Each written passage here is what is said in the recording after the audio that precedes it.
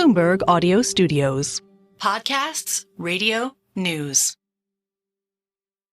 Jen Villa lives in Salinas, California, and she told us that a few years ago, when she went into labor with her second child, things moved really quickly. My water broke in the middle of the night, and I was like, okay, well, let me take a shower and get ready. But my partner's like, no, we got to go. They got in the car and drove 45 minutes north, across county lines, to a hospital in Santa Cruz. My contractions were getting shorter and shorter. And then when we arrived, they asked what would been timing them. And it was like a couple minutes. So they rushed me into the room. And as they were registering me in my room, I was giving birth. The reason the timing was so tight, the reason Jen chose to go to a hospital almost an hour away, it's not because it was the closest option. In fact, the closest hospital to her home is only about half a mile away. Like, I could probably drive there and get there maybe in the same minute. The reason Jen and her partner made that middle-of-the-night drive came down to money. When Jen gave birth in Santa Cruz County, the tab was about $8,300. But if she had given birth at a hospital in the county where she lives, the cost could have been more than $40,000. Today on the show, Bloomberg News crunched the data on hospital pricing around the country. What they found reveals a new picture of just how much healthcare prices can vary, even just a few miles apart.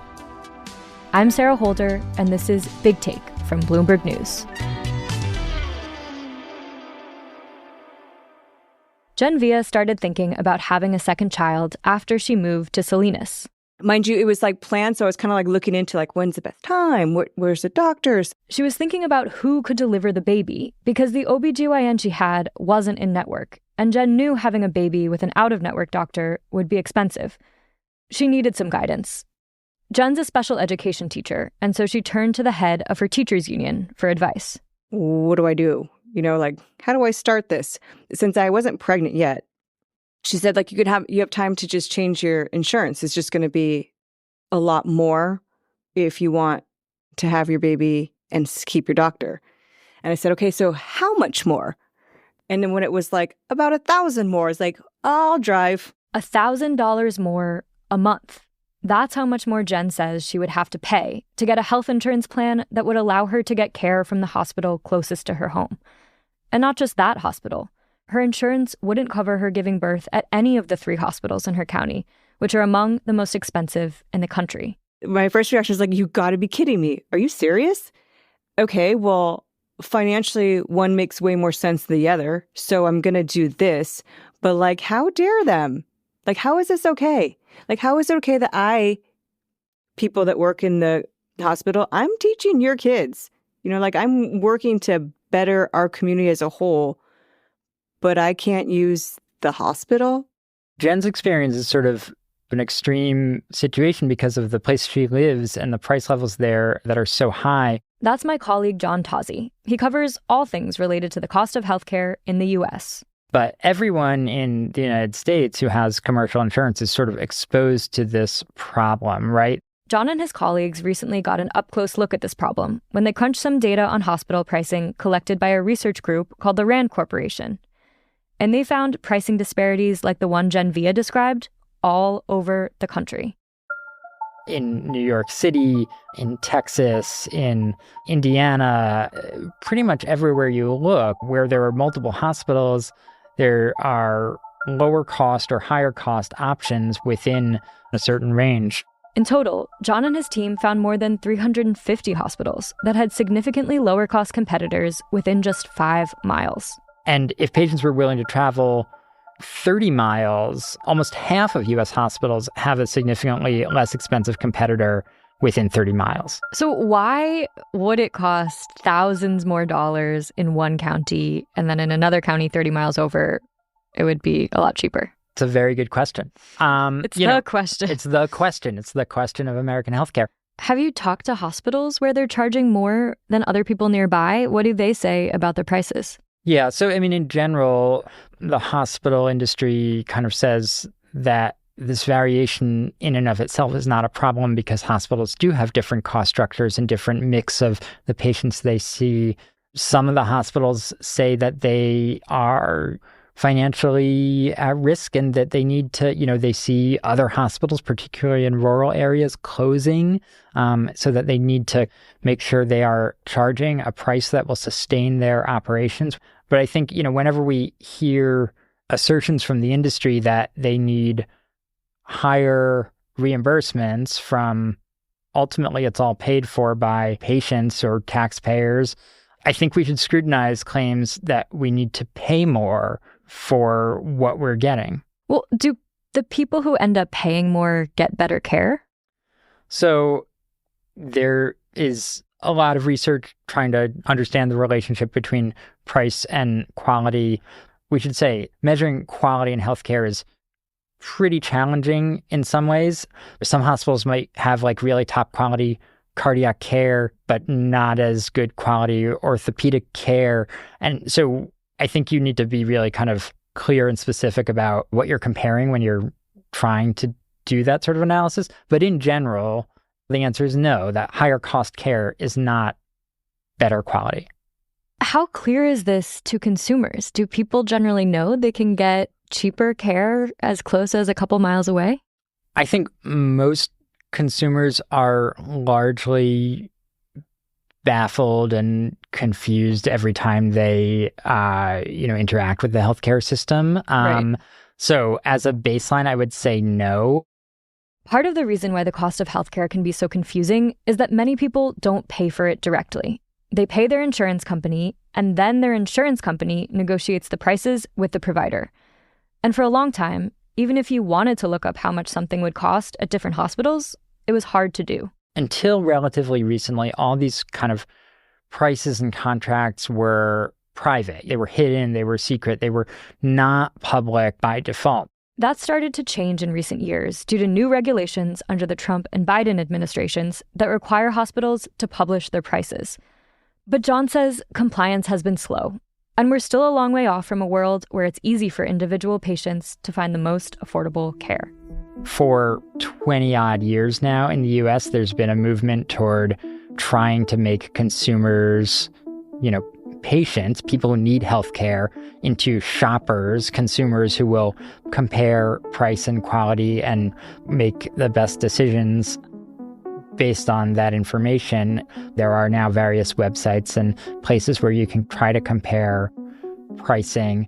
I would say it's still really hard. And particularly for people who are maybe having a medical crisis, maybe kind of overwhelmed by other things. And at the time, it's a high bar to kind of ask people to do complicated analysis and try to weigh trade-offs between price and quality, right? And figure out, it's hard. It's really hard. So I would say, even if consumers know that there's potentially other options, trying to do that decision-making on your own is really challenging. We're looking at a part of our economy and a part of our lives that we have designated to the market. Unlike a lot of countries who've decided that we're going to use a market approach to commercial healthcare in the US, and it's not working. So we've got this big problem in pricing. What do we do about it? After the break, we visit a place that has taken steps to get hospital pricing disparities under control.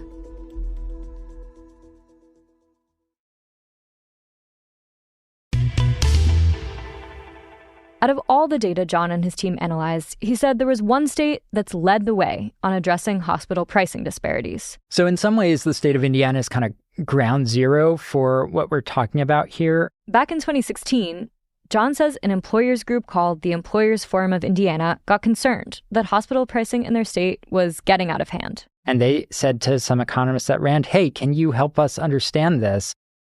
RAND, that's the research group that collected data on hospital pricing. RAND compared what hospitals in the state were charging patients with commercial insurance versus what they were getting paid for patients on Medicare. And they found that many of the hospitals in Indiana were unusually expensive, including the state's largest health system, Indiana University Health.